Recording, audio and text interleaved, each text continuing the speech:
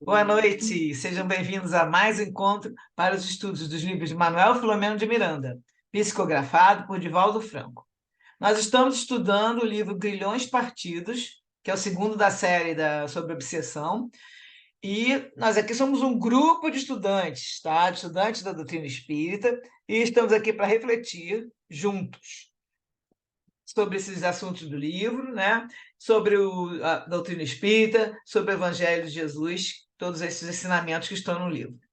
Então, vamos agradecer aqui a participação de todos que estão aqui conosco ao vivo. Também quero agradecer aqueles que vão assistir depois pelo YouTube, no canal Leitura de Livros Espíritas. Toda terça-feira, o vídeo é publicado no canal após as 21 horas. Peço agora que todos desliguem seus microfones para que possamos fazer a nossa oração inicial. Pedindo que a paz de Jesus esteja conosco. Vamos elevar nossos pensamentos na direção do Pai Celeste e do nosso irmão maior, Mestre Jesus. Rogamos seu amparo para os propósitos de bem servir. Estamos aqui reunidos para mais um encontro de estudos sobre a doutrina espírita e o seu evangelho. Que o Senhor nos conduza para a realização dessa tarefa e que possamos estar receptivos à inspiração dos teus mensageiros e que os ensinamentos desse livro possam iluminar nossos caminhos, facilitando assim a nossa evolução. Pedimos então, Senhor, a sua proteção e auxílio para iniciarmos as atividades da noite de hoje. Que assim seja, graças a Deus. Aumentei um pouquinho o som aqui que estava baixo, agora acho que está bom, né? E deixa eu tirar aqui. Vamos estudar o capítulo 4 e o capítulo 5.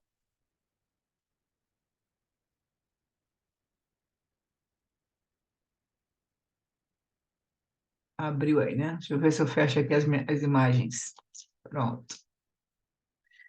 Então, vamos lendo aqui com calma, né? Porque é muito conteúdo, mas ao mesmo tempo a gente consegue, porque tem muito diálogo, né? Ele começa esse capítulo com um trecho da Gênese, capítulo 14, item 48. Quando é mau o espírito possessor, as coisas se passam de outro modo. Ele não toma moderadamente o corpo do encarnado, arrebata-o se este não possui bastante força moral para lhe resistir. Falo por maldade para com este, a quem tortura e martiriza de todas as formas, indo ao extremo de tentar exterminá-lo, por estrangulação, atirando-o ao fogo ou a outros lugares perigosos. Isso é Kardec, tá, gente? Da Gênese. Servindo-se dos órgãos e dos membros do infeliz paciente, blasfema, injuria e maltrata os que o cercam. Entrega-se a excentricidades e a atos que apresentam todos os caracteres da loucura furiosa. Então, ele bota esse trecho do livro e vai começar o capítulo falando. Os meses, aqui é o Miranda, né? Os meses amontoavam-se sem que Esther recobrasse a razão. Os olhos esverdeados e brilhantes da outrora possuíam agora expressão selvagem, no rosto pálido sem vida, com os cabelos cortados à escovinha, transmudada num verdadeiro espectro que sobrevive. O desvario tornara-se-lhe condição normal. Vivia relegada aos maus tratos de funcionários inescrupulosos, que se diziam cansados e realizavam seu trabalho com arrogância e indiferença, sem as mãos da misericórdia, da paciência e da compaixão.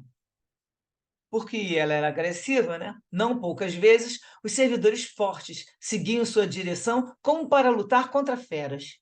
Escorraçavam-na com bordoadas, com que supunham acalmá-la, mais ainda enfraquecendo-a, causando equimoses e a falta de alguns dentes.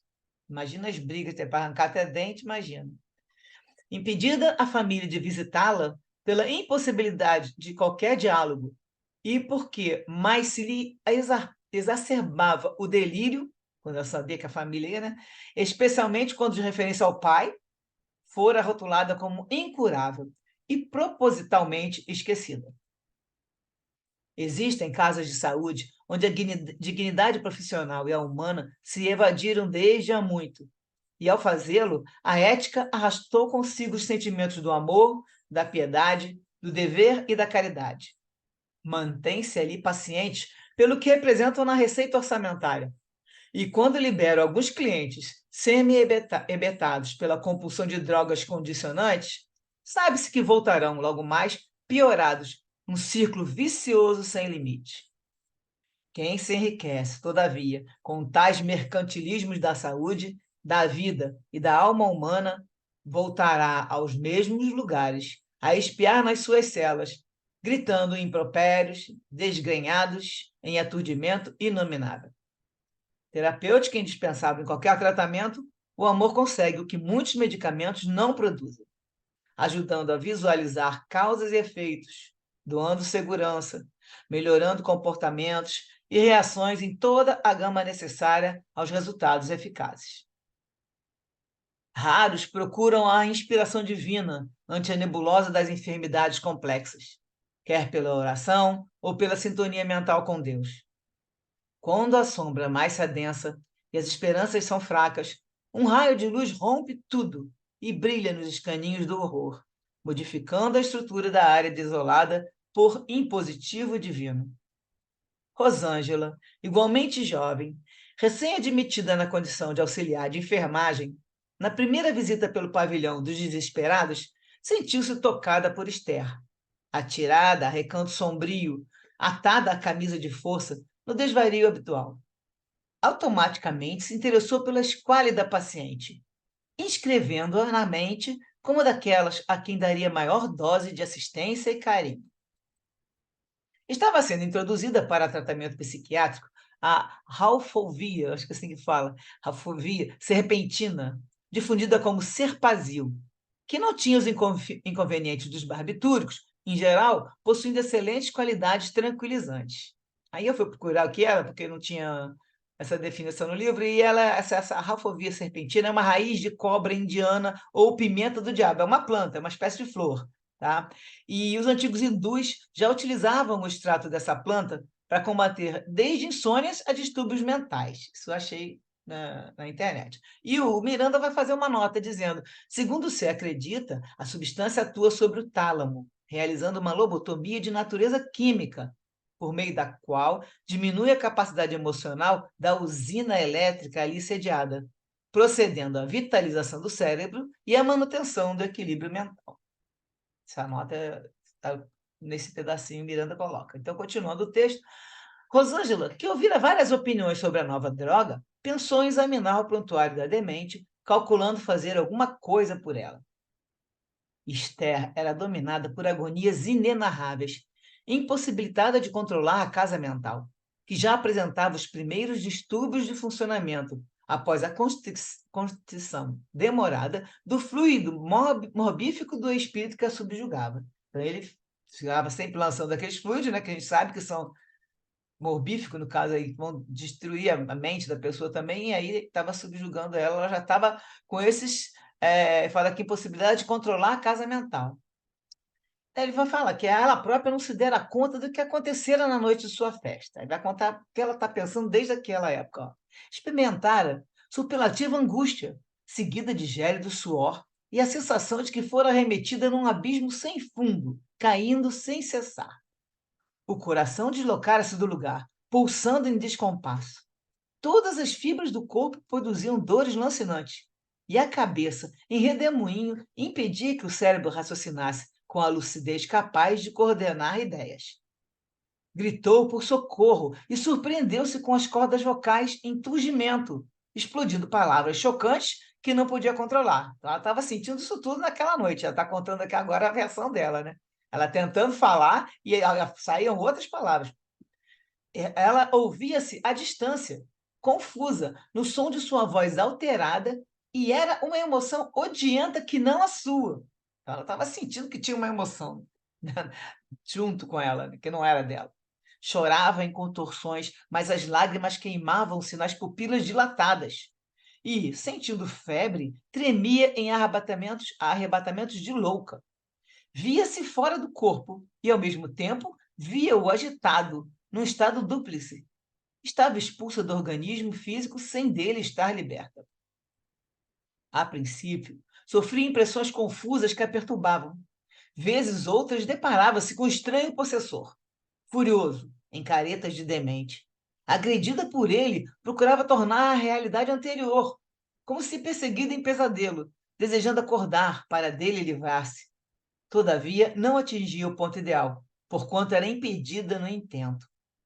Ideias vertidas pelo cérebro alcançavam sua mente, mortificando-a por não serem esses os seus pensamentos. Quando se esforçava por emitir os desejos, estavam os centros de registro bloqueados constantemente. Durante o tratamento com o uso do eletrochoque, impossível seria avaliar o insuportável que a agonizava em 1000 contorções até o desfalecimento. Ao despertar, fluindo o calor orgânico, defrontava o obsessor, asqueroso, senhorial, e fugia palermada, cedendo-lhe o lugar. Minado o corpo pelo desgaste de largo porte, sucessivos desmaios expulsavam o usurpador que se deleitava, então ameaçando-a, grosseiro, arrebatando-a para lugares povoados por espectros impossíveis de descritos. Então ela saía do corpo, né? Ela dava de cara com o obsessor, e aí ele gostava, né? Porque aí ele pegava ela, ameaçava e conseguia arrebatar. Você vê que ele conseguia levar o espírito dela para lugares que ela vai falar agora, né? Filme, parece filme de terror, lugares povoados por espectros. Impossível de descrito, mas ela vai tentar descrever um pouquinho. Nesses lugares, onde nenhuma claridade brilha, a asfixia domina. Impossibilitada de qualquer ação, tornava-se presa mais fácil, arrastada aos trambolhões. Nessas situações, supunha-se encontrar-se num cemitério infinito, de sepulturas abertas e cadáveres exumados ante a contemplação dos furiosos mortos-vivos. Então, ela estava vendo um monte de cadáver no chão e os espíritos olhando para o cadáver. Aí ela diz: desejosos uns de os reconduzirem aos movimentos, então, querendo pegar o cadáver e fazer com que ele se movimentasse, né? O próprio espírito, né? Mas espírito com cara de zumbi, né? Deles reapossando-se. Lamentosos outros por havê-los perdido irremissivelmente, perdido o corpo, né? Lutadores diversos a defenderem as vestes apodrecidas dos animais que nelas se saciavam. Então, eles viam animais comendo os cadáveres. E o sem número dos tristes, chorosos, em procissão interna. Sempre noite, lamentos, exacerbações, gritos ensurdecedores, o inferno. Não suportando o vexame que se repetia com frequência, perdia os sentidos ou desvairava, para depois despertar sem forças no corpo mortificado. É lógico, né? Que depois disso tudo a pessoa já está completamente desvairada. Com as reservas de forças físicas e as resistências psíquicas esgotadas, o tumulto que sofria em espírito dementava pouco a pouco, produzindo-lhe martírio, uma vez que lutava menos e abobalhava-se mais. Aí ela pensava: onde vão o amor dos pais, sua proteção e socorro? Gritava até a perda das resistências. Nessa hora, gargalhadas zombeteiras e agressões obscenas eram as respostas que lhe chegavam aos ouvidos, através dos rostos criminosos e deformados, outros agressivos. Suplicava o socorro de Deus, mas, ao fazê-lo, tal era a infelicidade que a martirizava, perdia a concatenação, a ordem das súplicas, o que não impedia chegar-lhe a resposta divina, à semelhança de brisa refrescante. Então, se a gente percebe que ela estava em súplica, e nessa conexão que ela fez, é que ela vai conseguir chegando a essa resposta divina, que é como se fosse uma brisa refrescante, na hora, lógico que do jeito que ela está agora, ela não está sentindo tanta diferença, mas o que está acontecendo? Já foi colocada na vida dela a figura da Rosângela, que a gente vai ver que vai ser já a resposta divina. Então, aí ela pensava, né, nos mestres, nas amigas, as famílias queridas que a cercavam de mimos e quinquilharias, agora todos distantes, né? Aí ela escuta, aí começa um diálogo, né? O obsessor fala para ela: estás morta ou quase morta. Logo mais culminarei este processo de vingança, extorquindo-te a vida, vingando-me dele. Morrerás como eu morri, a fim de que ele morra também. Cá o espero. A Esther exclamava apavorada: deliro, meu Deus! Mãe Santíssima, sou inocente e sofro no inferno. E lágrimas escorriam como chuva abundante em terra escaldante, sem o milagre de refrigerar as ardências íntimas. Aí o obsessor fala: sim, és inocente em relação a mim. No entanto, odeio-te por odiá-lo. Desgraço-te para desgraçá-lo. Venço-te para vencê-lo. Aí a Esther fala: quem és, demônio destruidor? Compadece-te de mim, sou um adolescente, piedade. E aí ele responde: sou o demônio da justiça, não o anjo da compaixão. Encerremos a discussão inútil e passemos à guerra. E aí aplausos e insultos sucediam-se, intempestivos, em pandemônio macabro. Recomeçavam as desforras. E o espírito encarnado, menina no corpo, experimentava incríveis dilacerações morais. E era inocente, então só na atual reencarnação. Então ele deixa aqui uma colocação, já que a gente sabe que nesta encarnação, né, ela estava inocente, mas ela tem algum vínculo com a história para poder ter se, nós vamos ver que ela tem um pouco de mediunidade também, ter se afetado com tudo isso, dessa maneira que está, né? Aí a menina continua falando, a família cuidara-lhe da educação, porém não a preparando para as verdades espirituais. Muitos pais supõem que as dissertações sobre a vida no além-túmulo não devem ser ministradas aos filhos, que os têm como imaturos para os ministérios superiores, para as reflexões da verdade. Porém, não seriam imaturos para as paixões dissolventes, os simulacros de masculinidade e feminilidade, né? Em que, oprimindo o amor, se convertem em vasos de sensações sexuais de teor primitivo e descambam para as aventuras do domínio pelo egoísmo, pelo orgulho. Então, para umas coisas eles deixam, né? Mas no caso ali, eles acham imaturos ficar falando sobre essas histórias. Os pais, na verdade, aí a gente sabe, né? Nem eles sabiam, né? Então, não tinha como saber falar de alguma verdade espiritual. E o capítulo termina aqui. Esther, assim, subjugada pelo possessor, em comburência de ódio, sucumbia, fraca, lentamente, quase vencida. E as referências desse capítulo é do livro Mundo Maior, quando fala que ela estava com descontrole da casa mental, aí eles trouxeram que lá no livro Mundo Maior, no capítulo 3, o título é A Casa Mental. E o Calderaro, que é instrutor do André Luiz, vai falar: André, temos apenas um cérebro, que se divide em 3 regiões distintas. Tomemos-lo como se for um castelo de 3 andares. No primeiro, situamos a residência de nossos impulsos automáticos, simbolizando o sumário vivo dos serviços realizados. Aqui moram o hábito e o automatismo. No segundo andar, localizamos o domicílio das conquistas atuais, onde se erguem e se consolidam as qualidades nobres que estamos edificando. Aqui residem o esforço e a vontade. E no terceiro, temos a casa das noções superiores, indicando as eminências que nos cumpre atingir. Aqui moram o ideal e a meta superior a ser alcançada. Então, desse modo, distribuímos nos 3 andares. O subconsciente, que é onde estão os impulsos automáticos, né? O primeiro aqui, né? O consciente, onde está aqui reside o esforço e a vontade, né? E o terceiro, que é o superconsciente. Como aí ele fala, como vemos, possuímos em nós mesmos o passado, que é o que está no subconsciente, os impulsos automáticos, o presente, que é onde está nosso esforço, nossa vontade, as conquistas atuais, e o futuro, que é aquela nossa meta, o nosso superconsciente, é a nossa meta superior a ser alcançada. Isso também tem muitos estudos, hoje em dia tem o livro do cérebro triuno, que tem da doutora Ivênia, o doutor Décio e o doutor o outro é o Sérgio, mas não é o Sérgio Felipe, não é outro Sérgio.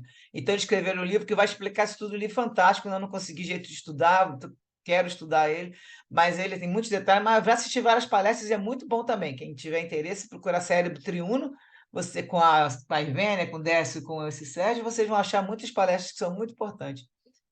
Então, aqui foi essa parte que eles quiseram fazer referência para a gente entender sobre a casa mental, que está no livro Mundo Maior, capítulo 3, e no outro capítulo mais à frente, que eu não me lembro, que eu não coloquei, que eu acho que até nesse mesmo capítulo, ele coloca que a gente tem que sempre levar em conta, né? Lembrar dessa história do outro, né? Do nosso irmão que é obsessor.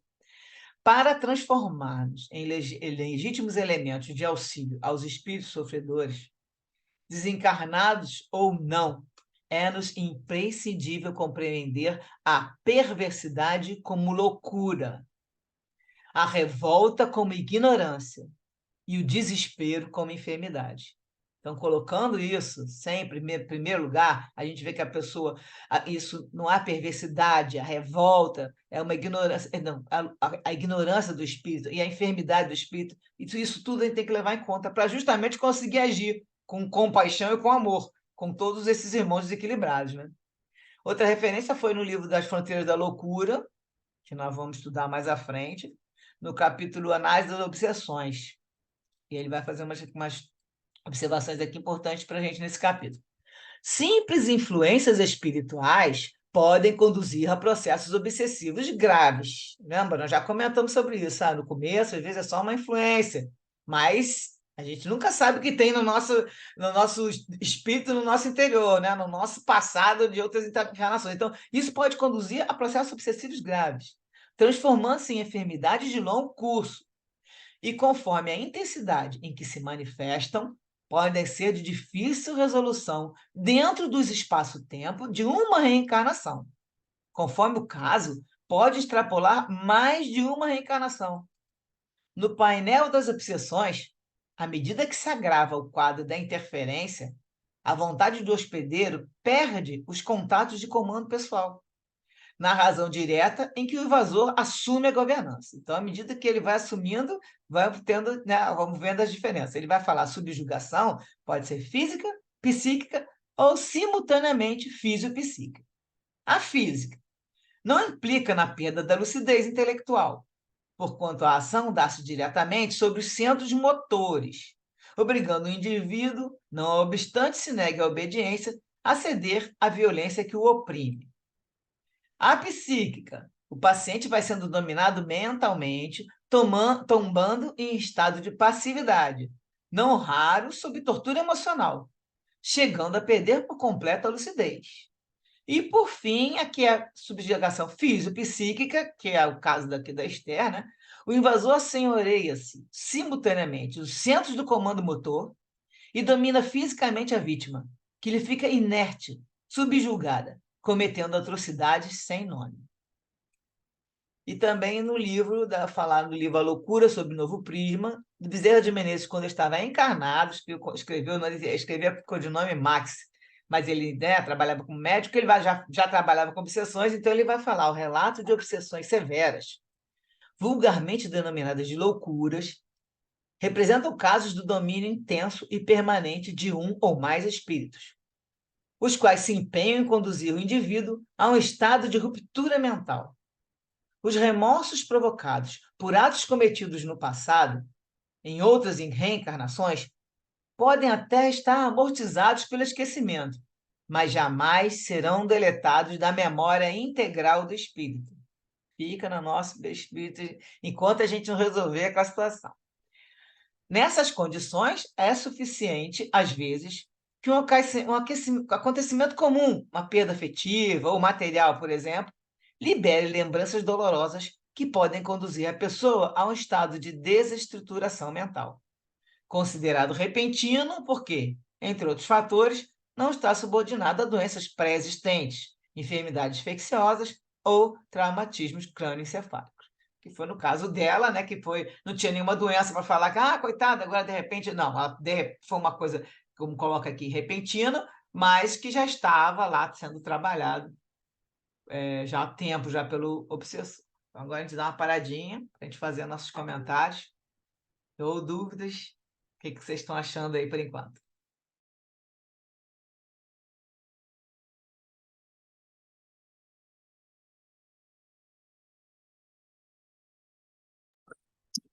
Eu estou achando bem barra pesada. Oi. Oi, fale. Quem? Sandra ou Carla primeiro? Desculpa, pode falar, Sandra. Não, é só comentar que eu estou achando assim esse livro bem barra pesada e que se a gente não está bem, é bem difícil, né? Ler e pensar nessas coisas todas, né? Com certeza. E olha que tem muitos anos já essas histórias. A gente vê essa situação aí e vê como continua acontecendo e começa se espalha. Como a gente fala, né, que agora nós estamos em processo de obsessão coletiva, como é que tem tantas pessoas que passam esses problemas. Aí, nessa época, tinha muita gente direto ligada, já internada, né? Mas hoje em dia não está internado, porque não tem mais esse negócio de internar as pessoas no hospício. Então, as pessoas estão por aí, nas suas casas, passando por esses processos também, muito tristes, dolorosos, tomam remédios, ficam dopados. E aí você vê que ele fala, né, que quando ele dopa, e aí quando o espírito sai do corpo, que aí não aguenta tanta coisa, e é aí que ele pega e justamente segura e vai fazer as coisas, e vai É falar. assustador. É É assustador. assustador. As visões que ele fez ela ver, aqueles filmes de Ai, terror, nossa. aqueles cadáveres. Agora, assim, você repara o detalhe que ele ainda falou que não dava para contar. Ela falou que não conseguia contar. E ainda fez uma descrição que a gente imagina aquilo, parece aqueles filmes de terror horríveis, que realmente eles fazem as pessoas irem ver que essas coisas existem no plano espiritual. E a pessoa já está envolvida, porque ela vai mostrar que ela tem essa mediunidade e que tem essas coisas guardadas, e ele só vai mostrando. Então, assim, vai assustando mesmo, para deixar a pessoa bem assustada. Ele foi É claro. assustador, mas ao mesmo tempo é, tem um lado bom dessa descrição que a gente vê que se ela está descrevendo é porque ela se libertou daquilo, né? Ah, com certeza. A Né? história vai ter um final feliz. Pois é, pois É, é. tá aí. Carla, quer falar? Fala aí. Eu vou falar rapidinho, porque eu acho que o remédio, né, para isso é oração. Claro que a pessoa no estado que está, ela já não tem nem condições, né, e discernimento para orar. Mas quem está à volta tem que fazer essa caridade, né? Nós todos temos que ter nosso envolvimento com base no amor fraterno, né? Porque senão, imagina a situação, né? Como é que ficam os nossos irmãos e a gente mesmo, porque a gente não está vivendo, não. Você vê que ela tenta rezar, né? Mas ela está tentando, ela vai falando que está isso, tudo, e vai falando. E por também ela ter aberto esse canal, você vê que já tem a Rosângela que vai entrar na jogada, que é quem vai ser o ponto principal para poder ter a melhora dela. E essa menina vai mostrar para a gente aí que ela tem uma autoridade moral enorme. E o que, que acontece? Eles comentaram no outro capítulo: se os pais tivessem já, né, um pouco, já fazendo essas orações, tudo, mas como eles não tem esse vínculo, eles não conseguem nem entender o que é uma oração, o que não é, vão lá, ainda fica meio que exigindo que estou rezando, né? Então aí, minha filha, como é que tá? Se eles tivessem também, você vê que no outro livro que a gente estudou, tinha a mãe e a irmã que estavam rezando direto pela outra irmã que estava obsediada. E aí o ajuda foi chegando, foi abrindo né, aquela amparo, né, com os benfeitores e conseguindo e fazendo as obsessões e tudo, porque a mãe estava rezando muito, né, e a outra irmã. Então tinha alguém na família. Aqui agora nem é da família, é uma pessoa que vem de fora, mas por toda, a gente vai entender depois, mas eu não me lembro mais, por toda, assim, a intercessão, mas vai ser uma pessoa de fora, mas que também vai ajudar muito com a oração. Então é isso mesmo, a gente tem que estar sempre nessa vibração. Fala, Bia, tá com a mão levantada. O que me chamou a atenção, né, até durante o estudo, né, ao ler o capítulo, foi a questão do mercantilismo da saúde, né, que o Manuel Flamengo de Miranda cita, né, que muitos trabalhadores, né, simplesmente vão lá pelo trabalho, né, e não tem a parte da humanidade, né, no tratamento das pessoas ali, né. E aí, justamente, a espiritualidade coloca a Rosângela para ter esse carinho, esse cuidado com a Esther, né. E aí a gente vê, né, a responsabilidade, né, dessa profissão, né, assim, de várias profissões, mas principalmente dessa da saúde, né? Porque senão você se compromete lá na frente, né? O Miranda até fala, né, eles vão vir como necessitados espirituais, né, no futuro para resgatar essa omissão, digamos assim, né, E durante os o trabalho donos que também. deveria ter. Ele comenta que quem está enriquecendo com isso, ou seja, os donos desses lugares Uhum. que no caso não vêm, nem vão instruir, nem treinar, né, o seu pessoal, colocam essas pessoas, por exemplo, botava os caras fortes, porque lógico que vai ter um monte de pessoa enlouquecida, tanto que ficam na camisa de força, quebrando tudo, coisa e tal. Agora tu vê que para bater nela, a ponto ela perdeu os dentes. Imagina, diz que dava bordoada na menina, E eram homens fortes, porque ela devia se debater. Mas no concílio aproveitava de...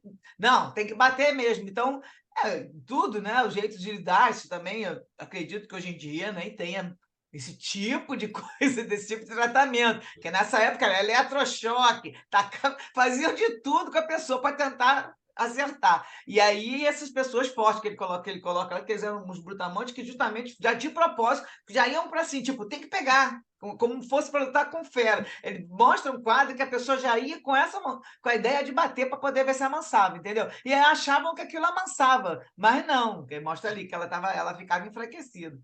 Mas essa história das casas é que ele fala, vão voltar para esses mesmos lugares, essas pessoas. Ou seja, depois, por terem feito mau uso da mente, né, de usar sua cabeça para fazer, em vez de ajudar a socorrer, nem ter essa caridade e tudo, eles vão ter momentos que vão... Aí vai entrar a culpa, né? Que aí ele vê, fiz errado, devia... Aí entra a culpa e começa a Eu entrar acho a sequência da obsessão ou da loucura, seja o que for, né?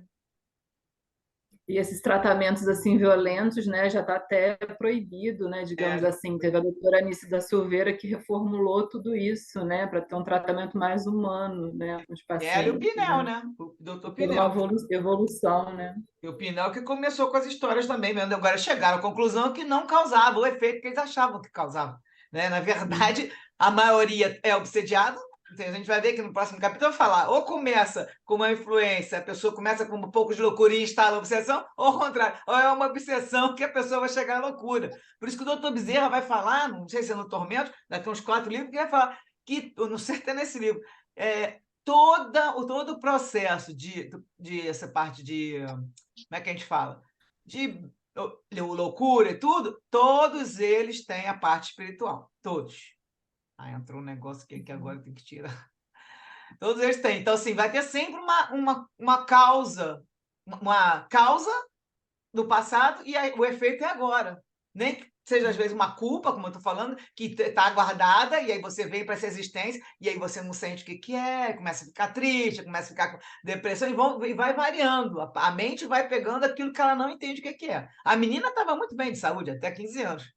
Né? A gente não, eles falam, era tudo uma felicidade. Mas acontece que tem alguma coisa guardada para ela poder ter feito o plug. Porque senão ela não teria feito. E a família, com essa história que toda hora, tu vê que coloca aqui de novo a história da. Como o momento que ele fala, que ela foi ensinada, a família cuidou da educação, mas não preparou para a verdade espiritual, nem para ela, nem para ninguém. Né? E aí ela agora está subjugada, enfraquecida por esse obsessor. Mas dessa parte a gente já viu. Quem mais tem alguma coisa para comentar? Agora o resto já é outro capítulo. Alguma referência? Vamos continuar então o texto? Deixa eu só falar uma coisinha. Vai. As obsessões a gente já viu várias vezes que é uma coisa que vai acontecendo aos poucos, é para um estado mental, né, emocional, várias coisas. Mas no caso dela, não, ela foi realmente arrebatada, né? Então, no Ele é um próximo, obsessor, mas é um raptor também, né? no Ele próximo agora, raptou. nesse texto agora, que a gente vai ler agora, que eu vou ler o próximo capítulo, eles vão explicar que ela estava. A gente viu a situação de repentina, mas vai explicar que ela tem a mediunidade e ele já estava chegando perto dela. Então ninguém estava vendo, nem ela. Foi sutil, sabe? Mas ele já estava aos pouquinhos chegando por causa da mediunidade que ela tem.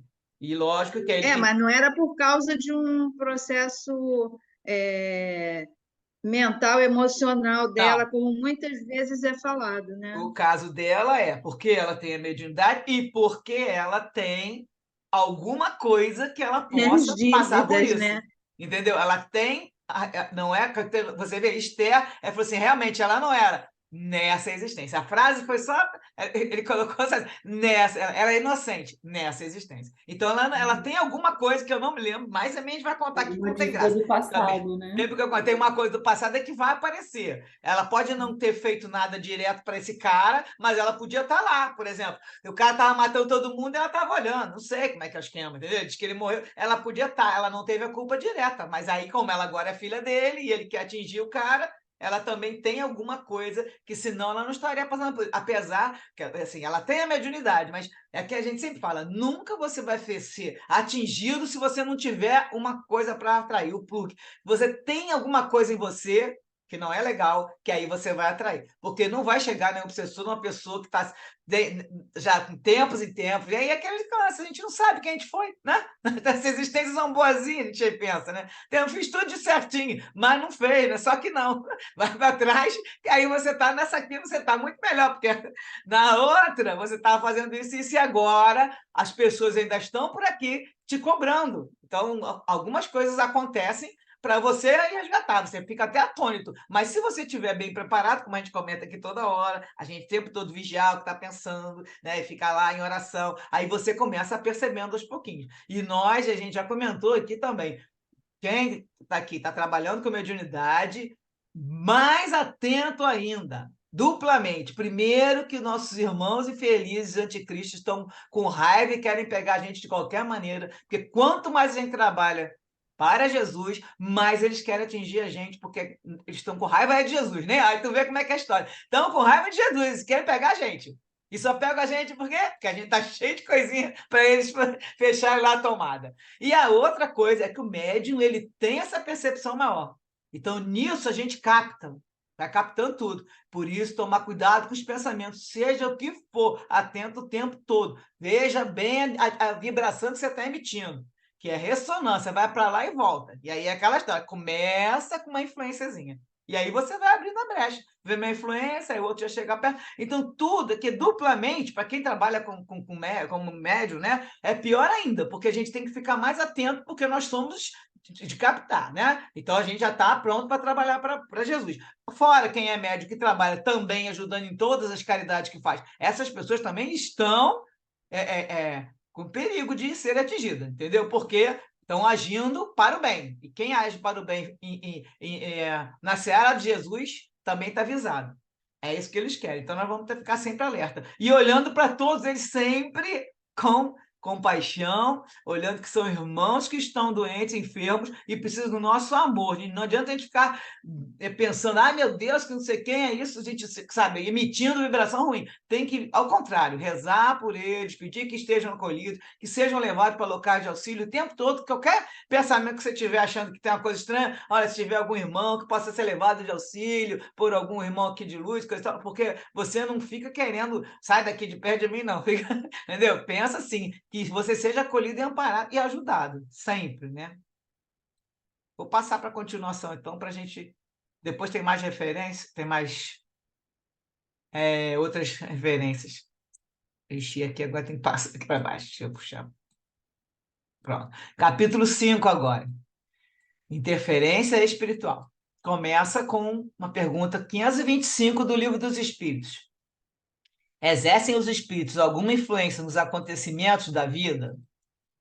E aí vai fora da resposta e vai no comentário de Kardec, fala assim: imaginamos erradamente que aos espíritos só caiba manifestar sua ação por fenômenos extraordinários. Isso na época de Kardec, né, gente? Lembra que tinha o tempo todo, era a época dos fenômenos, né? Quiséramos que nos viesse auxiliar por meio de milagres, e os figuramos sempre armados de uma varinha mágica. Por não ser assim, é que oculta, nos parece, a intervenção que tem nas coisas desse mundo, e muito natural o que se executa com o concurso deles, dos espíritos, né? Assim é que, provocando, por exemplo, o encontro de duas pessoas que suporão encontrar-se por acaso, inspirando a alguém a ideia de passar por determinado lugar, chamando-lhe a atenção para certo ponto, se disso resulta o que tenham em vista, eles obram de tal maneira que o homem, crente que obedece ao impulso próprio, conserva sempre o seu livre-arbítrio. Então, foi essa o início, agora Miranda começa a falar. Na sua festa de aniversário, Esther fora surpreendida pela agressão de revoltado espírito que, numa violenta crise de ódio, encontrou na sua sensibilidade mediúnica o campo propício para a incorporação intempestiva com infeliz. Tá vendo? Então, ela tem uma sensibilidade mediúnica. Agora ele vai falar. Apossando-se das forças medianímicas da jovem, o obsessor, na sucessão dos dias, imantou-se-lhe quanto pôde ao campo psíquico. Então, vê que foram alguns dias, não foi de repente, culminando no lamentável e longo processo de subjugação. Compreensivelmente, espírito em débito, que é Esther, né? Ante os códigos da vida, da justiça divina, Esther possuía os requisitos para uma sintonia perfeita, propícia ao agravamento do problema. Então, que está bem explicadinho. Ele já vinha há tempo, há dias, e ela tem essa sintonia porque é um espírito em débito. À sua semelhança, na casa de saúde, onde espiava os delitos do passado, muitos outros pacientes eram vítimas da constrição obsessiva. Então, vários pacientes eram como ela, estava lá espiando o delito do passado, tá? Vítima de obsessor.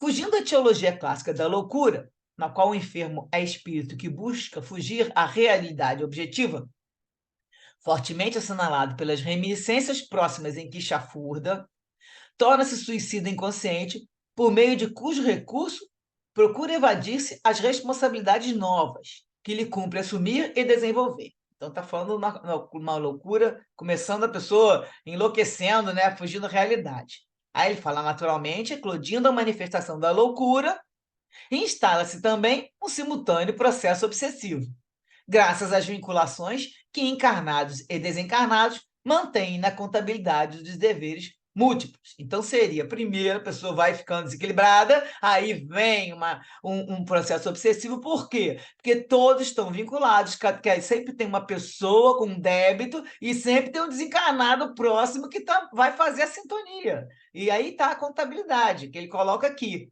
Às vezes, aí não está escrito aí, mas às vezes nem o caso de ser algum inimigo antigo da sua família ou seu. É a sintonia que você tem igual.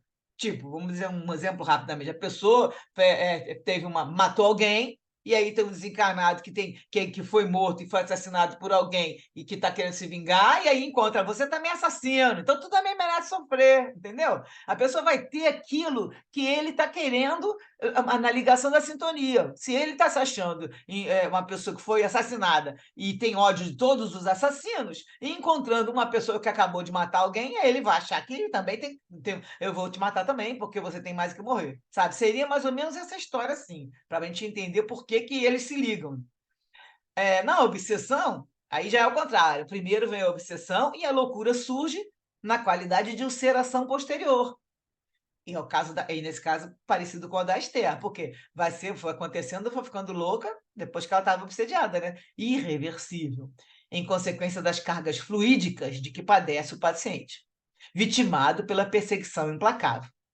Face à insidiosa presença de tal energia deletéria, desarticulam seu equilíbrio emocional, a estabilidade nervosa, o metabolismo orgânico e, pela intoxicação de que se vem objeto, vários departamentos celulares se desorganizam, envenenando-se. A pessoa fica completamente desequilibrada, tanto física, mental, e que é o caso que a gente já viu lá, que o corpo todo vai respondendo.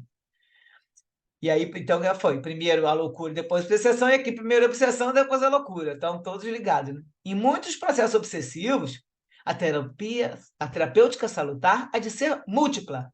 Acadêmica, que é a medicina, e espírita, que é a parte espiritual no centro espírita, né? Imprescindíveis para levar aos resultados eficazes. No caso específico de Esther, encontravam-se fatores kármicos com agravantes múltiplos, que aumentavam o sofrimento da aturdida obsessa. Como ninguém se encontra marginalizado ante os recursos divinos, a presença de Rosângela representava o recurso inicial utilizado pelos benfeitores invisíveis. Seria a providência divina para os primeiros tentames favoráveis à alienada, embora jamais houvesse ficado sem a superior assistência. Nunca ficou sem assistência. No caso ali, foi chegando porque ela também estava um canal aberto, né? Por isso que aí ele pegou ela totalmente. Rosângela, profundamente amadurecida, não obstante a pouca idade física, experimentara desde cedo o cadinho purificador de muitas vicissitudes e aflições, que contribuíram para a harmonia íntima de que se fazia possuidora. Órfã, desde os 8 anos, ficara aos cuidados paternos, em subúrbio carioca. Sensível e meiga, Rosângela conseguira granjear refeições espontâneas entre os vizinhos, que passaram a assisti-la com desvelo, inclusive matriculando-a em escola primária próxima ao lar. O pai, zeloso, trabalhava afanosamente, mantendo-se viúvo quanto pôde. Consorciando-se alguns anos depois, a esposa fez-se terrível adversária da enteada. Então, a madrasta dela foi terrível adversária, então ela foi parar num lar, aí acabou saindo para um lar em Botafogo, um lar digno, onde foi trabalhar como, que a gente vê como babá, né? Condição de ama de criança. À medida que o tempo se desdobrava, conquistou a amizade dos patrões, que, em lhe identificando o drama resignado, resolveram socorrê-la da maneira mais favorável. Esse casal era espíritas convictos, e adostraram-na na grandiosidade dos estudos doutrinários, considerando-a como membro da família, cuidando também da sua instrução. Aí matricularam no ginásio noturno, onde estava nessa hora agora, que estão contando de agora, estava recém-saída desse ginásio, e ela tinha concluído um ligeiro curso de enfermagem auxiliar, a cujo mister agora se entregava. Então, ela tinha terminado recém-saída desses estudos. Participando dos labores espiritistas, aguçaram-se-lhe as faculdades mediúnicas, que receberam carinhoso e lúcido trato dos benfeitores, encaminhando-a ao centro espírita, onde passou a cooperar nos benéficos serviços de socorro desobsessivo. Então, ela trabalhava nessas reuniões de desobsessão. Ao defrontar Esther, pressentiu a tragédia que se desenvolvia, além das manifestações exteriores da paciente. Simultaneamente, poderosa simpatia brotou-lhe, envolvendo a atormentada desde então, na devoção de suas preces e vibrações. Inspirada pelos seus e pelos guias espirituais da doente, então ela estava sendo guiada pelo dela e também os da doente, que queriam ajudar, né, a Esther. Foi se acercando pouco e pouco, até conseguir, com a simples presença, acalmá-la, desembaraçando-a da camisa de força, a que vivia jugulada, quando não se encontrava sob as altas doses sedativas. Dedicava suas horas de folga à moça, que nem sempre a recebia com qualquer lucidez ou passividade. Todavia, pelas emanações psíquicas que a Rosângela exteriorizava, conseguia neutralizar a agressividade do obsessor, que se lhe submetia à força moral. Ela tinha uma autoridade moral tão grande que ele ficava quietinho na hora que ela estava perto. E aí a Esther recebia como se fosse uma energia balsamizante que se contrapunha à nefasta persistência do obsessor. Aí a Rosângela, emocionada, inteirou-se do terrível sofrimento da tutelada, mediante o conhecimento da história clínica, e por meio de informações que logrou recolher discretamente. Aconselhando-se com os seus tutores, resolveu procurar os pais da internada, na pressuposição de elucidá-los sobre a enfermidade da filha. Confiava poder ajudar, fiel à recomendação evangélica. Após solicitar por telefone uma entrevista formal com o senhor coronel e a senhora Constância Santa Maria, foi recebida numa manhã de setembro, num apartamento outrora feliz, ora transformado em triste refúgio de amarguras e reminiscências dolorosas. Assistida pelos espíritos benfazejos que a amparavam, ao apresentar-se com natural timidez e constrangimento, não lhe passou despercebido o enfado refletido na face dos anfitriões. O casal estava olhando para ela com aquela cara de já cansado. Ela se sentiu vistoriada com enérgica observação. E não fosse as excelências dos propósitos que a animavam, teria solicitado desculpa recuando. Então ia pedir desculpa e ir embora. Mas, na circunstância, ela estava firmemente teleguiada pelos espíritos. Então falou: rogo-vos permissão para elucidar que afeição muito grande liga-me a Esther, de quem me fiz encarregada no hospital por solicitação espontânea. O casal, emudecido, surpreso, escutava, sem dissimular o desinteresse pela sua presença. Bastante simpatia, né? Depois de breve pausa, ela continuou, ante o mutismo descortês dos ouvintes. Ela vai falar. Venho cuidando dela há mais de um mês, sem conseguir-lhe uma palavra de equilíbrio que denotasse raciocínio. Exceto há poucos dias, quando, muito debilitada, num breve momento, pareceu recobrar a claridade mental, balbuciando. Mamãe, mamãe, onde você está? Tenho medo, mamãe. Aí a dona Margarida falou, ah, meu Deus, chorou. Ela exclamou em pranto incontrolável. Aí o coronel ainda vai, consola ela. Mas aí a Rosângela fala, perdoai-me trazer-vos a renovação das lágrimas. Sucede que acompanho Esther como somente o faria uma irmã muito querida, e com o senso de observação aguçada, percebo que muitos não conseguem, ou talvez prefiram não ver. Aí o coronel fala assim: como assim? Por favor, seja mais clara. Nossa filha é hoje o pouco e o tudo da nossa inditosa existência. Você também é tão jovem que eu não consigo ficar à vontade. Parece-me imatura, sem experiência. Prossiga. Aí ela responde, já com esse clima, né? Ela responde: seu coronel, Esther não é uma louca, segundo os padrões comuns, tradicionais. É uma obsessa por espíritos, assegurou calma e lúcida, dirigida espiritualmente. Aí o coronel fala, não compreendemos a insinuação que nos parece absurda.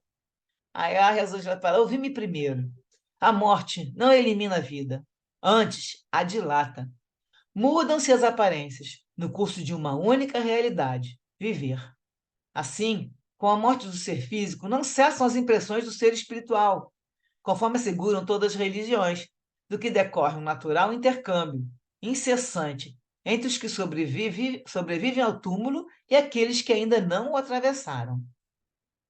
Retornam felizes ou desventurados, seja pelo veemente desejo de ajudar os afetos da retaguarda, a diverti-los e confortá-los, com eles mantendo agradável comunhão, seja vitimados pelo sofrimento, buscando ajuda e muitas vezes perturbando, seja dominados pelas paixões inditosas de que não se conseguiram libertar, perseguindo, destilando ódios, obsidiando em incessante conúbio.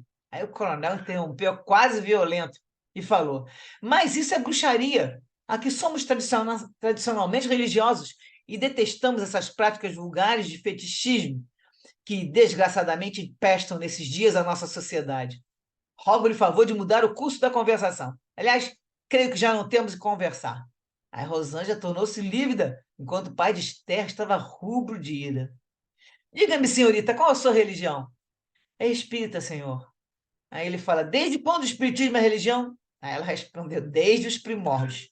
Aí ele fala, atrevida e petulante, vir na minha casa discutir sobre magia negra, superstição, como se fôramos pessoas ignorantes, pertencentes às classes inferiores que se comprazem por fuga psicológica e misérias nessas práticas de que faz falta a repressão policial enérgica. Antes de retirar-se, responda-me, nos hospitais agora se permite bruxos e macumbeiros entre os seus servidores? Aí a dona Margarida fala, querido, não se encolerize. E aí a Rosângela já estava perplexa, porém lúcida, e estava refletindo. Como a verdade é proposital, comodamente ignorada.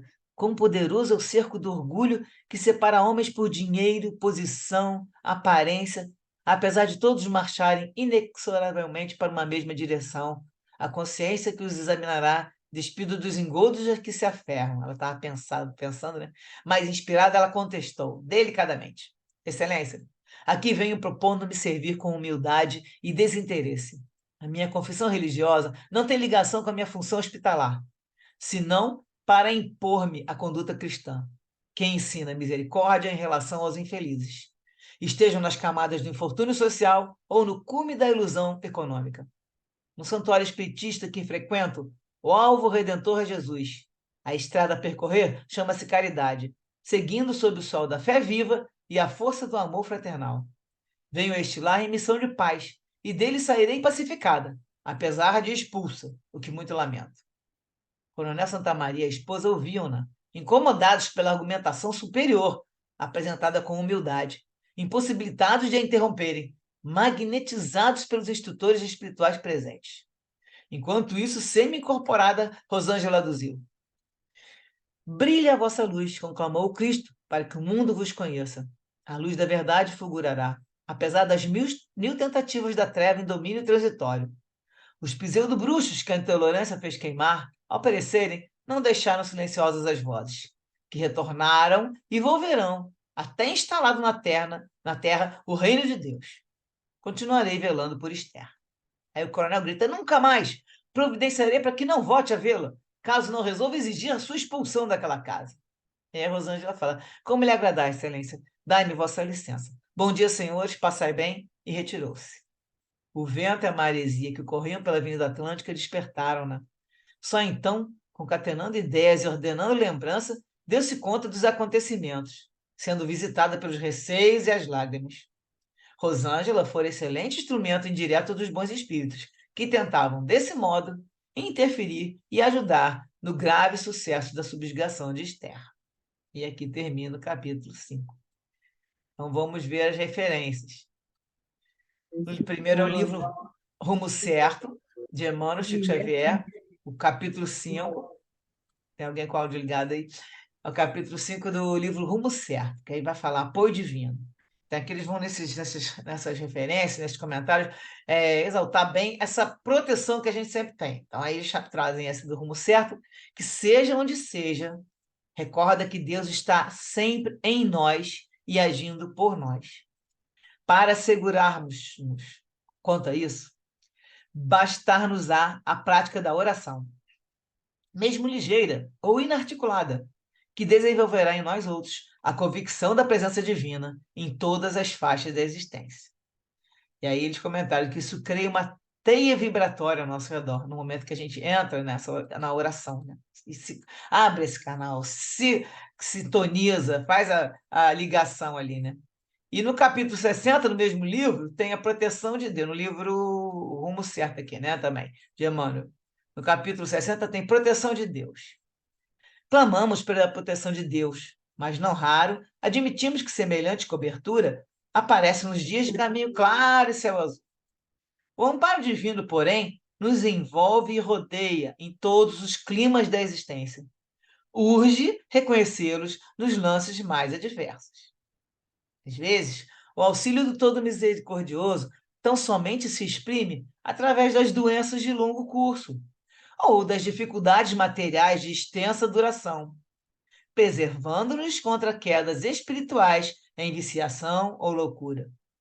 Noutros ângulos da experiência, esse auxílio manifesta-se pela cassação de certas oportunidades de serviço ou pela supressão de regalias. Proteção de Deus, por isso mesmo, é também o sonho que não se realiza, a esperança adiada, o ideal insatisfeito, a prova repentina, ou o transe aflitivo que nos colhe de assalto.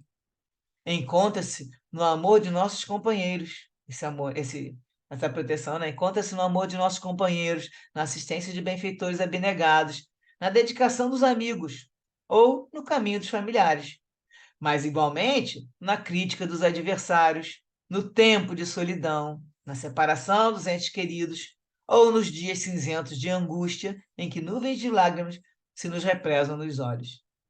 Pensa nisso, e toda vez que te sacrifiques ou lutes de consciência tranquila, ou toda vez que te afliges e chores sem a sombra da culpa, regozija-te e espera o melhor, porque a dor, tanto quanto a alegria, são recursos da proteção de Deus, impulsionando-te o coração para a luz das bênçãos eternas.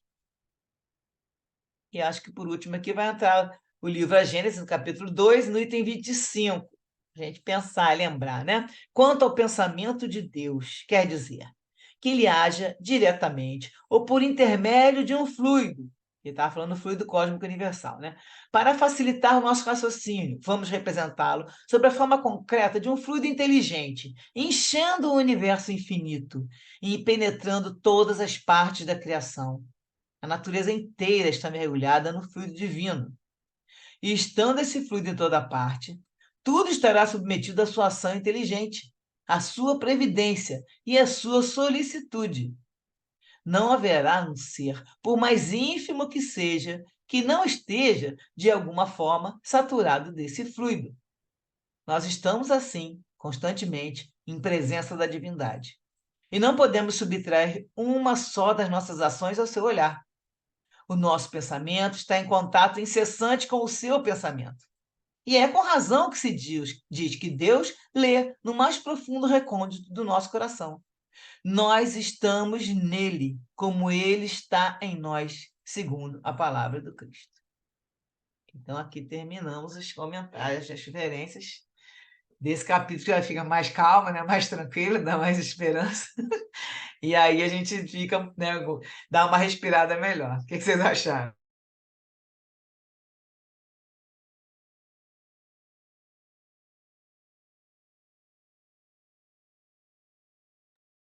Que bonito, né, esse final da leitura, né?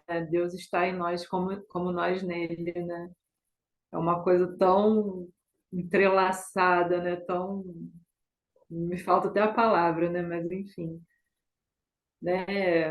É um consolo, né? Uma esperança total, né? Não estamos sós nunca, né? Estamos sempre amparados por Ele, né? Em todos os momentos, em todas as circunstâncias, né? Até na circunstância da obsessão, né? Que a gente está estudando. É uma coisa não é tão difícil, mas até nisso ele ampara, né? No caso da Esther, ele enviou a Rosângela aí para e amolecer o coração do pai, né? Dar o suporte para ela no tratamento, né? Então, justiça, amor e caridade, nosso pai.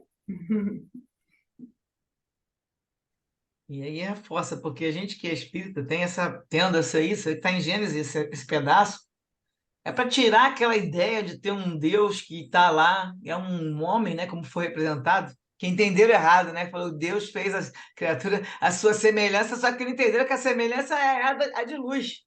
Nós não somos esse corpo aqui, porque Deus é igual a gente, ao contrário. Ele tem a força, Centelha, né? né? Centelha divina. É toda essa inteligência, né, do universo tudo, esse fluido cósmico universal, isso tudo. Então não tem forma, mas nós também, como espíritos, somos uma centelha divina. E aí, o que acontece? Isso é que a gente é igual a Deus, não é assim, por isso que fez lá aquela figura daquele velhinho sentado, então, você morre, você nasce aleijado, você nasce... Não é isso, não pode ter na cabeça da gente. Por isso que eu também não gosto nem muito de falar assim, eu não gosto de ficar falando assim, Deus faz isso. Não, assim, para mim a lei de Deus, que a lei é de Deus, está aí, nós estamos vivendo na lei de Deus, porque é a de amor, de justiça, de tudo, se a gente vive dentro disso, você que é responsável pela sua felicidade, porque está na consciência, a gente já sabe as leis de Deus estão na consciência, e lá no estudo do Livro dos Espíritos, você vê que essa é a lei verdadeira, da verdadeira felicidade. Quais são as leis morais? As 10. Então, se ela está na nossa consciência, a felicidade está na nossa consciência. A gente vai ter a felicidade quando a gente faz o quê? A gente segue as leis de Deus. Aí fica tudo amarrado. E a gente está aqui colhendo o que a gente plantou, nós estamos pegando as consequências, os efeitos das causas que a gente teve antes. Só agora, né, pelo menos eu acho que a grande maioria, né, de nós aqui que agora somos espíritas nessa existência, porque então, como é muito recente o espiritismo, né, a gente pode falar assim, já fui espírita na outra, agora voltei, é mais difícil. A grande maioria está sendo, com esses conhecimentos todos, nessa existência. Então, nós estamos tendo esse conhecimento, apesar de a gente ter estudado lá, né? Que a gente vai ler tudo, desce com aqueles livros todos na consciência também. E a gente veio aqui e consegue desenvolver por meio da doutrina espírita, isso já é uma bênção enorme, porque a gente está conseguindo conhecer e entender que está tudo na nossa mão. Jesus não salva ninguém, nem Deus vai salvar ninguém. Você que tem que seguir as leis de Deus para que você siga no rumo, na direção de Deus. Isso é, não tem jeito, é inexorável, como eles falam. Você vai chegar lá. Agora depende de você querer ir devagar, né?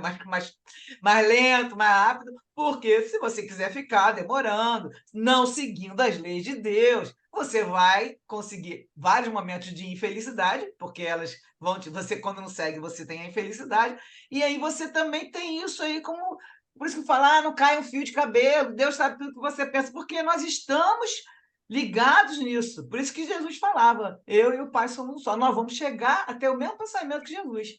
Vamos estar com o Pai num só. Então, como é que Deus age? Por intermédio de todos os benfeitores que já, os espíritos puros, como Jesus, já sabem lidar e já veem em Deus a maneira que eles conseguem ver e já sabem enviar esses enviados, na verdade, né? São benfeitores para, segundo as leis de Deus, fazer ajuda. Você agora vai receber nessa ajuda porque você ligou na vibração, na sintonia. E aí, por enquanto você está fechado, não está deixando ninguém chegar perto, é a escolha sua, você não está recebendo. Vai passando aqueles sufocos, a menina está lá passando sufoco por várias razões. Então, tudo isso tem. Ninguém é. O que a gente sempre fala, não existe, existe injustiça, mas não existe injustiçado. E, gente, é para pensar isso em tudo. Nós estamos em momentos sérios do nosso planeta agora. Aí fala, meu Deus, como é que pode acontecer isso lá?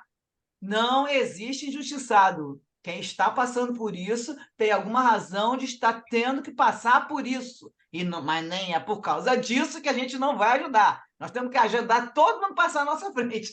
E a gente vai ajudando o máximo que pode. Agora, as pessoas que estão, a gente faz o quê? Não pode fazer nada concreto? Reza, faz orações. Vamos agora, nesse momento, temos que estar vibrando em oração o tempo todo, e enviando para todos os locais em guerra, esses lugares, essas pessoas desequilibradas, os que estão sofrendo, os que estão fazendo os outros sofrer. Temos que rezar para todos eles. Então, nesse sentido, a gente vai contribuindo. A gente contribui irradiando a paz. Não é contra a guerra, é a favor da paz. É de ver que é uma vibração diferente. Até de falar. Eu falo, eu sou a favor da paz, eu vivo a favor do amor.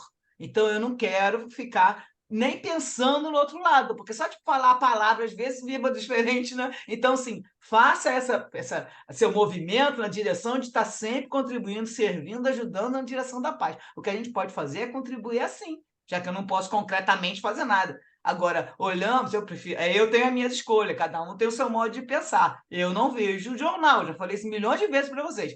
Apesar de no WhatsApp o tempo todo traz 500 notícias, eu não abro praticamente essas notícias que têm essas coisas ruins que não me fazem bem. Tem gente que vê, escuta e não sente nada. Eu me sinto mal, então o que eu faço? Eu sei que está acontecendo isso, isso, aquilo, eu vou lá e faço minhas orações todo dia, de manhã, quando acordo, na hora da Ave Maria, que eu gosto de fazer, na hora do Ângelus, né, que tem uma vibração forte, e faço todas as minhas vibrações, no sentido das coisas que eu estou sabendo. Agora, não quero ficar ligada. Prefiro ser, como alguns falam para mim, você é alienada. Sou alienada e sou feliz, porque agora eu uso meu tempo para tudo que faça, me edifica o espírito, que me faça melhorar o meu espírito. Então, para que eu vou ficar vendo uma coisa que não vai melhorar meu espírito? Eu sou um espírito endividadíssimo, eu preciso de muita ajuda, então eu não posso ficar dando mole. Aí eu fico usando o tempo para estudar, para ler, para escutar palestra, eu fico nessa vibe, que assim eu consigo me firmar e me equilibrar, porque mesmo com tudo isso, volta e meia acontece coisas comigo que eu fico fora do ar e penso, meu Deus, aí eu paro e rezo na mesma hora para poder entrar na sintonia, eu consigo já identificar, mas todos nós aqui temos isso. Nós temos isso demais acontecendo com a gente toda hora. Então, a gente identifica o problema, vai lá e já tem recurso na mão. É só a gente lembrar que a gente tem os recursos. Mas, gente, é o que ele fala aqui, Deus está o tempo todo com a gente. Então, esse amor que está aqui, que é o amor que os benfeitores vão trazer, e no próximo capítulo vai ser muito lindo, que vai entrar o doutor Bezerra de Menezes, esse auxílio do todo misericordioso que fala aqui. Aí ele fala, basta-nos a prática da oração, mesmo ligeira e inarticulada. É engraçado, né? Porque assim, mesmo inarticulado, eu digo assim, precisa ser aquela sequência. Você fala, eu às vezes estou começando a rezar, daqui a pouco eu penso outra coisa, falo, não, mas peraí, eu estava rezando e volto. Muita gente faz isso que eu sei. Mas assim, mesmo inarticulado. A gente vai, começa a fazer as vibrações, daqui a pouco eu penso no negócio, gente, ou então passa o negócio, eu não desliguei o feijão para lá, mas acontece que a gente está em vibração. Então, nisso, ele fala, mesmo ligeira, até não, ai meu Deus, por favor, me proteja, me apara, isso já é uma oração. Até, já, acho que foi até a Carla uma vez comentou isso. A gente fala assim, na hora que você está no sufoco, só de você já chamar e pedir ajuda, já tem uma forma ali, já um canalzinho. E aí você continua nessa conexão que vão chegando, aquelas vibrações vão chegando para a gente. Se entrega, porque tem que se entregar para receber. Nós temos que estar receptivos, mas a recepção é nossa. Nós vamos ficar, nesse momento, o tempo todo, por isso, sendo pensamento, em contato com a divindade, com os benfeitores, com o nosso mentor, né? Alguns chamam, né, outras doutrinas chamam de anjo da guarda, que como o pessoal gosta de falar de anjo da guarda, mas é um guia.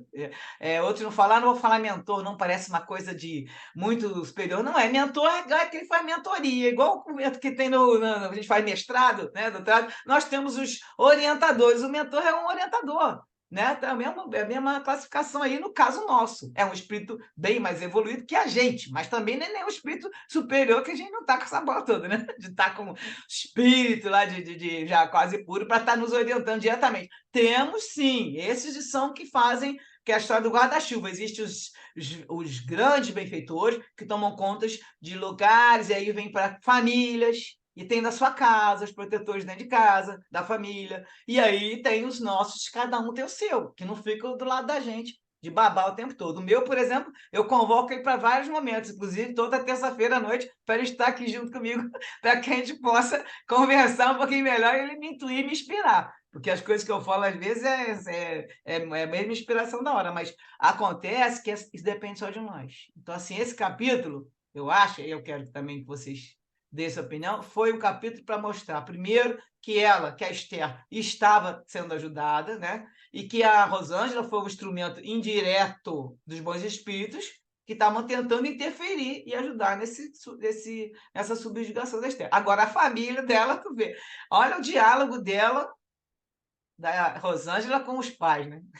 Ele nem receber com uma educação, já mostra desde o início que já olha para a menina, já nem com educação eles receberam. Aí já começa a tratar, tudo bem, eles tinham lá seus preconceitos. Começa a tratar já com aquele negócio. E aí depois o cara, né? No hospital tem macumbeiro. Foi interessante falar isso assim, porque até um pouco que eu não escutava nenhuma, eu não li alguma coisa assim. Então aí depois aí ele vai reclamar, mas é o tipo de coisa que era aquele preconceito mesmo, naquela época.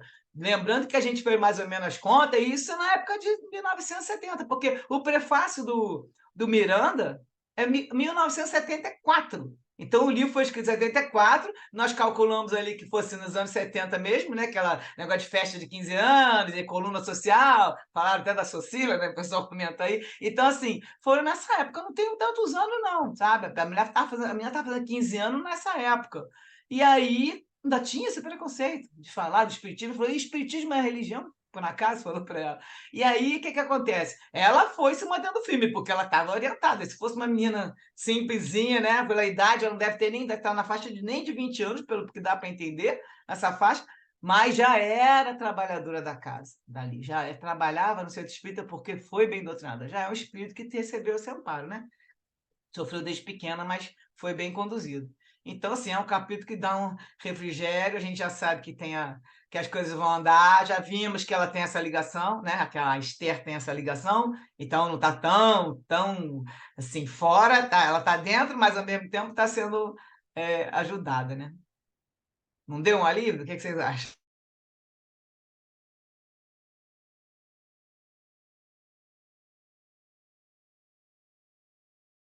Eu estava pensando aqui que, com todo respeito, tá? Porque vou falar um negócio aqui que a pessoa pode achar que é falta de respeito, mas não é, não. Que Deus é que nem sinal de Wi-Fi. Você só consegue pegar aquele sinal se o seu aparelho estiver adaptado para aquele sinal. Se você pega um outro aparelho antigo, por exemplo, não vai pegar. Se você quer pegar um 5G com um 3G, não vai. Então, a gente é que tem que elevar, né, o nosso espírito, né, a nossa consciência. Ninguém vai virar santo, né? Porque se a gente está aqui, é porque a gente está bem longe disso, mas a gente é que tem que elevar, porque eu acho que o sinal está sempre aí, né? O sinal de Deus está sempre aí, né? Como você falou, não é uma pessoa, um ser exatamente. Eu acho que ele está impregnado em tudo e está aí disponível, mas você tem que entrar naquela vibração, porque se você não entrar naquela vibração, entendeu? Você não consegue essa conexão, né? Então, assim, acho que o nosso desenvolvimento é esse, estar sempre elevando a nossa vibração para que a gente possa entrar nessa conexão com Deus que está disponível para todos, indiscriminadamente, né? Tanto que quando alguém fala perto de mim, Ai, Deus é tão bom comigo. Eu sempre falo para a pessoa, Deus é bom para todo mundo. Porque não é bom só para uma pessoa, é bom para todo mundo. Agora, se você consegue conectar, né, mesmo, né, se você consegue. Ah, você sabe que eu acho bem difícil, né? Eu acho que Jesus veio também para fazer, né, para facilitar, né, um pouco, né? Acho mais fácil Jesus, né? Porque Deus é muita coisa, né? Acho que não é para nossos espíritos que estão aqui, mas é bom saber, né? Ou pelo menos ter a consciência de que está aí, é um conforto, né? Saber que está sempre, né? Essa a lei do amor, né? Deus de amor, está aí, tá disponível, né? Agora é difícil, né? Chegar lá porque é uma vibração, né? Muito refinada, né? Muito sutil, né? Mas é presente, porque eu acho que a maioria das pessoas, uma vez ou outra na vida, ela sente, né? Que tem alguma coisa ali, né? Dando suporte. Nos dias de hoje, muito difícil, como você está falando aí da questão que está acontecendo lá na área de Israel. Eu também, como você também, não procuro. Hoje que eu comecei a ver alguma coisa, mas sabe o que eu vejo? Eu não vejo jornal, não, porque eu não assisto jornal nenhum. Eu vou para o YouTube, né? Eu assisto podcasts de professores, pessoas preparadas, falando sobre, até para ter um conhecimento, né? De saber, está acontecendo, mas o que é isso que está acontecendo, por que acontece e tal. E dos dois lados, procura assistir, porque tem, né? Só de um lado, procura assistir dos dois lados para, né? Ter. Agora, não assisti nenhum vídeo até agora que mostrasse uma atrocidade, não quero ver também. Porque a gente não precisa mais ver, porque a gente já sabe, né? Do que o ser humano é capaz. Pois é. Mas, assim, o que a gente tem que vibrar mesmo é que para que eles consigam, né, de alguma forma, eles precisavam chegar a uma, uma conseguir, né, se entender ali e cada um ter seu espaço, porque você imagina a quantidade de obsessão, de obsessores que não deve ter. Imagina a Deve ser situação. A gente vê, né? a gente escuta falar essas coisas, a gente já sabe o quadro que está por trás, né? Porque aquilo ali um Pois mata o outro, aí eu o outro estava já fica. pensando nisso. Os obsessores já estão tudo ali, acabou de matar, já está saindo do corpo, já está. Imagina, sabe, as camadas que deve É, ter, entendeu? é só mesmo. É isso aí, assim, Muito, é muito, muito triste muito isso. E é uma complexo. coisa assim tão longa, né? Já de tantas décadas, né? Século. Agora a Carla está com a mão e Bia. Vamos lá, Carla, foi primeiro. Oi. É, eu queria fazer uma observação, né, para complementar o que vocês estão falando, que é show de bola. Você vê que esse capítulo mostra, o Miranda mostra, que nós não estamos, realmente não estamos sozinhos. Porque a menina, assim, no mundo material, aparentemente, ela está abandonada pela ignorância da família, pela falta de conhecimento. E aí, neste caso, por conta da falta de conhecimento, as pessoas não fazem, não sintonizam com o alto, né? Porque é um caso que requer muita concentração, oração de todos, amor, para poder ajudar, auxiliar essa menina a sair desse processo, mas ela tem um auxílio do plano espiritual. Então, é uma mostra para a gente que Miranda faz que a gente não está sozinho. Porque a gente fica pensando assim, como é que, né? Como é que essa menina vai sair dessa situação se não existe ninguém ali? Como é que vai ficar isso? Mas não é assim. A vida, como não é só a vida material, né? A maior prova está aí, né? E isso a gente vê em diversas situações, né? Em famílias, a gente vê. situações que acontecem até com a gente, com nossas famílias. Então, a gente não está só. O mundo espiritual tem uma turma, né, de irmãos, amigos, que nos auxiliam desde que a gente reencarna, né, para nos ajudar a enfrentar as dificuldades, né, que a gente vem, né, para expiações e provas, né? Então a gente vem para a guerra, né? E aí vem os nossos irmãos, nossos amigos, para nos auxiliar, para dar a mão, para dar um apoio, não é para fazer por nós, mas numa situação como essa, são eles que estão engendrando as coisas para que uma pessoa chegue para a família, quer dizer, a coisa vai devagarzinho, eu não sei, eu não li o livro, né? Mas as coisas apontam para que haja uma solução, né, um amolecimento daqueles corações duros dos pais, por causa da falta de sintonia com a espiritualidade, pela vida muito materialista, em que vivem, não entendem. Você vê os comentários, assim, o espiritismo sempre foi mal visto, né? Sempre foi visto com preconceito, muito mal interpretado, e aí essas coisas se misturam, né? Então, aliás, qualquer outra religião que não fosse a religião, entre aspas, oficial, né? Então, isso continua, infelizmente, né? Não é só lá dos anos 70, não, que hoje em dia a gente vê situações lamentáveis, né, de preconceitos religiosos, né, contra as pessoas. Então, essas coisas são lições para a gente entender que nós realmente não estamos sozinhos, porque numa situação como essa, que solução teria se não existisse o plano espiritual para nos auxiliar, né?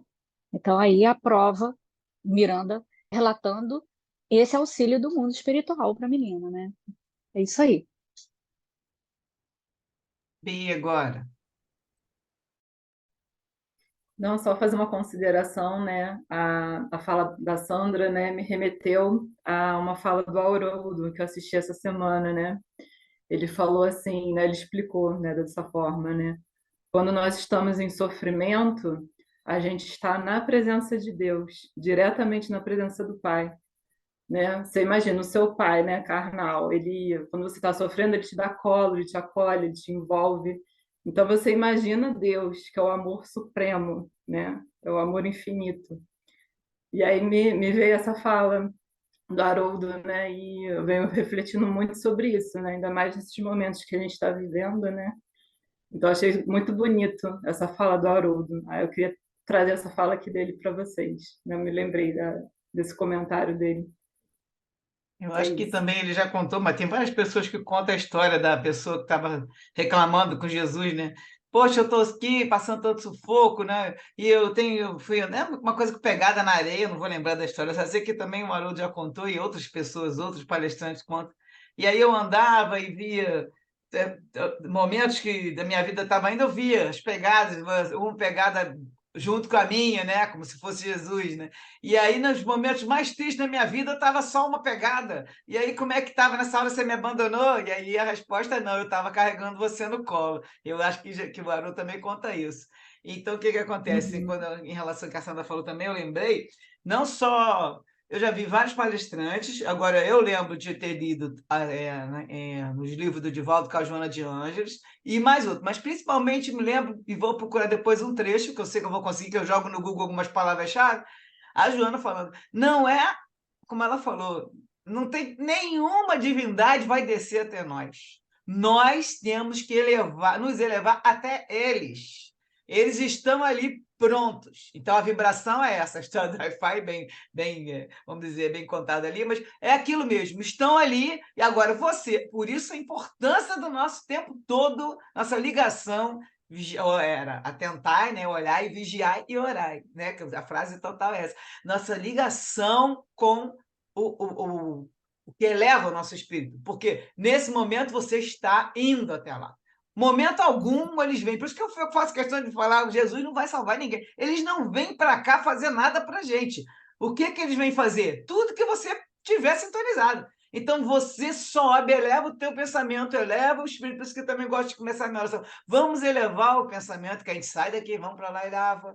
Aí imagina Jesus, aí você, cada um faz as suas visualizações, você eleva o pensamento e aí você abre a conexão. E aí que eu pode imaginar um canal, eu gosto de imaginar um canal de luz, eu abro a conexão. No momento que eu vou para lá, eu recebo o que está pronto para receber. Que a gente fez a ligação, a vibração, a sintonia. Eu mexi naquele radinho, ligou, agora eu vou escutar direitinho. Agora só depende da gente, não depende mais ninguém. Por isso que é uma estrada que eles comentam solitária, que nós é que vamos cuidar da nossa vida sempre, para toda a eternidade. É solitária, muitas vezes não só solitária nessa linha espiritual, como as pessoas que estão junto de nós, que não compreendem como a gente pensa, entendeu? Não nos entendem muitas vezes, estão sempre criticando várias coisas que a gente fala, e aí é melhor ficar calado mesmo, porque a gente tem que aprender a ficar calado em vários momentos, a gente quer colocar algumas coisinhas. É igual a história da menina que foi lá na casa de um casal. Foi lá, né, arriscando. Tudo bem, que ela estava lá bem inspirada, mas e vai acontecer muitas vezes disso, a gente querer comentar alguma coisa, e às vezes até falar com a pessoa de uma maneira que a pessoa não vai te receber bem, vai te olhar até com outro. Não, a gente não tem que ter medo. Eu sempre falo assim, eu trabalho. A fé nos torna, a Oi? fé nos torna, a fé nos torna destemidos. Destemido, exatamente. A gente a certeza, a confiança que nós estamos sendo amparados. E aí, assim, vamos fazendo as coisas. E esse lance, vamos ser atacados, porque o espírito está sendo atacado, não tem problema, estou trabalhando para Jesus. Fico mantendo minha visão sempre Mas naquela tem a luz, não. proteção, né? Não tira o Tem a olho. nossa proteção também.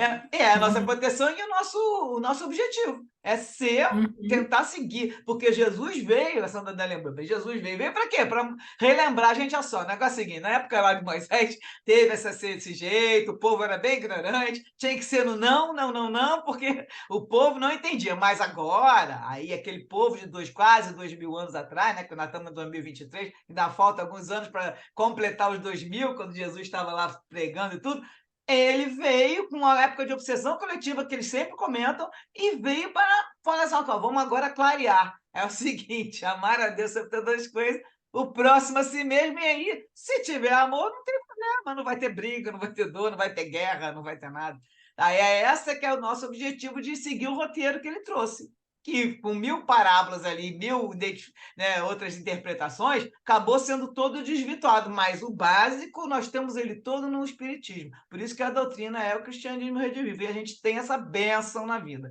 Para a gente aqui, a gente tem sempre que lembrar, nós estamos com tudo sendo entregue nas nossas mãos, só depende da gente usar esse conhecimento, aplicar, vivenciar o evangelho, que não tem nada de fácil nisso tudo, mas se não tiver esforço e vontade nosso, nós não vamos conseguir fazer nada. Então vamos, olha lá aquela luzinha lá, não tem a luz no fim do túnel, é lá que eu preciso chegar. E vamos indo, tropeçando, caindo, ralando o joelho, igual o Paulo falou, com os joelhos conjuntados, mas é o nosso objetivo, né, gente? Estamos aqui para isso, estudando juntos, e aí a gente vai, um tirando. Alguém traz um comentário que a gente vai pensar depois, outra vez. E isso tudo, esse nosso, assim, essa nossa troca aqui, é que vai levando o grupinho cada vez mais se sentindo com mais confiança, porque eu acho que a gente aqui, com tudo isso que a gente estuda, a gente vai vendo a vida sempre com ponto de vista que Kardec fala, né? Aquele ponto de vista que é diferente. A gente sabe a vida futura, a gente sabe da nossa proteção. E aí, se algum de nós precisar de alguma coisa, a gente tem que estar entre nós aqui também, né? Um passar para o outro, não pode dar a mão ao outro, porque nós estamos juntos. Terminou 9 horas. A Carlinha faz a oração final para a gente fechar aqui, para não atrasar muito. Vamos lá.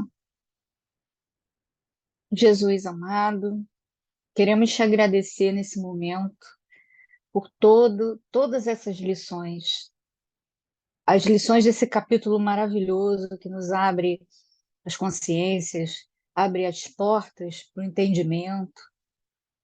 Como agradecemos, Jesus? Agradecemos ao nosso querido Miranda, pela psicografia de Divaldo Franco, porque essas lições são muito preciosas e nos engrandecem muito a caminhada. Que nós possamos ter essa compreensão, passar adiante essas informações em forma de amor. e de dedicação ao teu evangelho, Senhor. Muito obrigada. Que assim seja. Que seja, graças a Deus. Boa Graças noite, a beijo Deus. para todos. Até a terça que vem. Até Para os terça. próximos Boa capítulos. noite, boa noite. Boa Beijo, noite. boa Boa noite. noite. Tchau, Tchau, tchau. mais uma Tchau, vez. tchau. Boa noite.